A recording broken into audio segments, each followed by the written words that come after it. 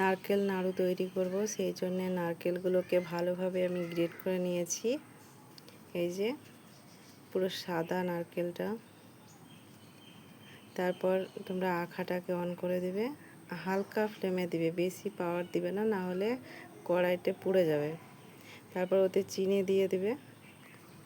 চিনিটা দেওয়ার পরে তোমরা নারকেলটাও দিয়ে দেবে।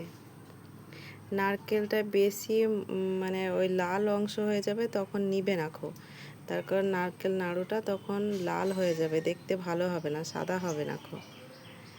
তারপর ওতে আমি একটু গরম মশলা বলতে এলাচ দিয়েছি। এলাচটা গোটা দিইনি, তার কারণ মুখে পড়লে খুবই খারাপ লাগে, ভালো লাগে না খেতে, সেই জন্য আমি ওটাকে গুঁড়ো করে দিয়েছি।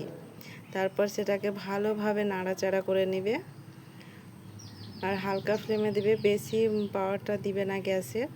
হালকা ফ্লেমে দিয়ে ভালোভাবে নাড়াচাড়া করে নিয়ে চিনিটা পুরো যখন গলে যাবে, তখন দেখবে অনেকটা আঠালো টাইপের হয়ে আসবে। আর এই যে কড়াইয়ে এই খুন্তিতে লাগবেও না, তখন বুঝে নেবে যে নাড়ুটা হয়ে এসছে।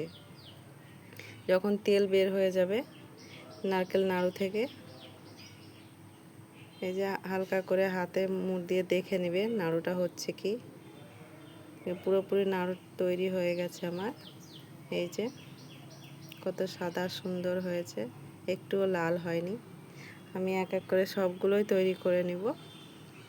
গোল গোল করে একটু চেপে চেপে করবে, তাহলে একটু ভালো টাইট হবে নাড়ুটা। তারপর প্রত্যেকটা নাড়ু আমি একটা একটা করে তৈরি করে নিয়েছি। সব নাড়ুগুলোই আমার তৈরি করা হয়ে গেছে।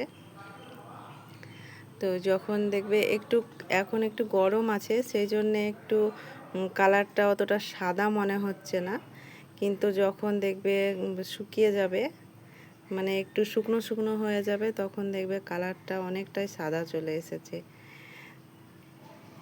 এই যে এগুলো হচ্ছে আমার একটু শুকিয়ে গেছিলো নাড়ুগুলো, তারপরে তোমাদেরকে দেখাচ্ছি। এই যে কত সুন্দর সাদা হয়েছে দেখতে, পিওর সাদা, দেখতে ভালোই লাগছে।